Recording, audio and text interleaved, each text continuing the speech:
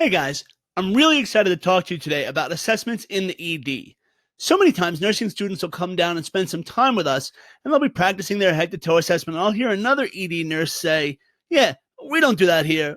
We just look at what they're here for."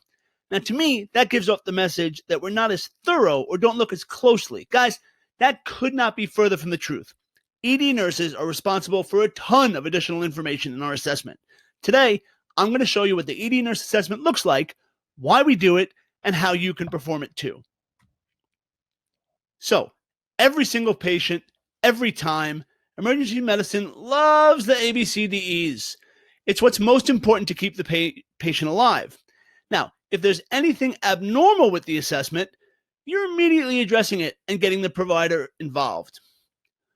Only if your patient is stable,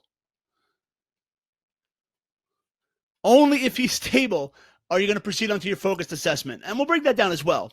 We're not going to go into crazy detail about the particular physical assessment skills themselves. If you guys want to brush up on physical assessment, we have a ton of videos both in Fundamentals of Nursing and Health Assessment courses here on NRSNG, so make sure to check those out. And as always, it's so important to reassess. Our patients are always changing. As promised, A, B, C, D, E. Guys, this is probably the most important part of the assessment. That's a terrible star. Anyway, ABCD takes less than 30 seconds. You can look at all of this by simply looking at your patient and their vital signs. Now, personally, I do this the moment I walk into a patient's room while I'm making eye contact with them and introducing myself as their nurse. Keep in mind, my patients are always on the monitor, so I can see the vital signs simultaneously. And now, if you don't have that luxury, try to make sure you're grabbing a set of vitals with every assessment. So, airway. Can I see anything threatening their airway? Swelling around the neck? Is their voice clear? Can I hear them breathing by just looking at them? No. Stethoscope. If you can hear your patient breathing without using your stethoscope, you have to know something is wrong. So, breathing. We know that normal breathing is 12 to 20, right? Whoop, not 12 to 12, 12 to 20. Right. So we want to know, are they breathing too fast or too slow? How hard are they working for it? What's their work of breathing? And what's their pulse ox? Circulation. Are they bleeding from anywhere? How's their heart rate? Their blood pressure? Check their skin. Is it dusky? Is it pale? Is it blue? Or they beat red in the face? Disability. What is their level of consciousness? Are they awake, lethargic, unresponsive? Are they ANO times 4? Person, place, time, situation. Are they functioning at their baseline? Do these people have a history of dementia? Are they acutely confused? And then we move on to exposure. And exposure can have some different meanings here, especially in trauma, but ultimately it refers to how exposed the patient is or temperature. Of course, I have this vital sign, but I use this here as a reminder to make sure they're in a gown, ready for the provider's assessment, and have blankets available to keep them warm. Usually I try to bring them in when I go in to meet them. And if you have a blanket warmer, that's even better. If any of these things are abnormal, we are intervening immediately.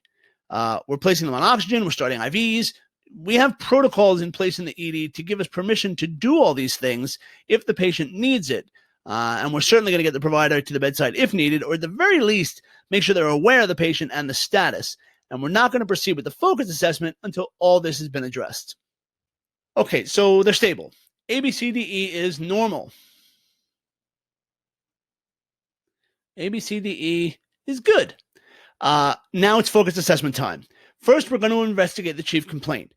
Some patients are going to tell you more than like 30 years of their detailed history if you let them. And others are more reserved, and you really have to kind of do some detective work to pull information out. So you want to know things like, when did it start? What were you doing when it started? Has this happened before? Does anything make it better or worse? And do you have any other associated symptoms? Has anything else been bothering you? Does anything else accompany this complaint? The patient's answers to these questions are going to tip you off to ask more questions as needed. It's happened before.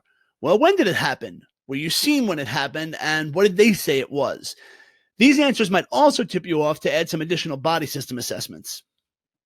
Always make sure the patient's medical history is updated. I often kind of read them what I have in their chart and verify that nothing has changed. So check the chart. and know that a lot of the times we can add to it. Keep in mind, you might need to ask for a little more information specific to their age or gender. For instance, for a young woman, you're going to ask about last menstrual cycle and so forth. At this point, I'm going to get my med list, right? Is there anything new? Is anything recently started? You really never know if their complaints related to a new side effect for some new medication they started. And of course, you want to know if they've been compliant with their meds as well. Just because they're on antihypertensives doesn't mean that they're taking them. Now here I'm going to use my physical assessment skills to examine the body systems related to the complaint. I'm also going to add appropriate assessments here if needed based on their answers. So it's very important to listen. For any of the husbands out there, your wives are always telling you this. You have to listen. Keep in mind, the higher acuity of the patient, the more detailed the assessments are going to be. If they have multiple complaints, you're going to need to make sure you assess every body system that's affected. So, I mean, this is so important, guys. You want to reassess, and I don't mean to cross that out, but this is very important. You got to reassess as frequently as possible, before and after every intervention, including vital signs, and also at the conclusion. And by that I mean before the patient's either discharged and goes home or is transferred and admitted upstairs. You need to know what the patient looked like when they leave. Also, you got to know your facility's requirements. Most facilities will tell you exactly how often they want you to be assessing your patients. And of course, you got to make sure you document everything. Not documented, not done. All right, so let's look at some examples. Let's pretend we have a pretty bad triage note today, which is, not uncommon. And our information is pretty limited. So we have a 43-year-old male with ankle pain. Ankle pain. All right. So we walk in and see him quickly. A, B, C, D, E. Normal. He's talking. He's awake. He's saying hello. There's no need to intervene right away. There's no immediate life-threatening injury. So we're going to proceed with our focused assessment. Chief complaint questions. When did your ankle begin hurting? Well, when I fell last night. You fell. How did you fall? What were you doing? Well, I tripped. At this point, you're going to ask, did anybody push him? Because you kind of want to know about any sort of abuse suspicions. Does anything make it better or worse? Well, when I walk, it hurts. So don't walk. Ha, ha, ha. No, I'm kidding. I'm sorry. I do that a lot. It's not fun. Patients don't laugh as much as I think they should.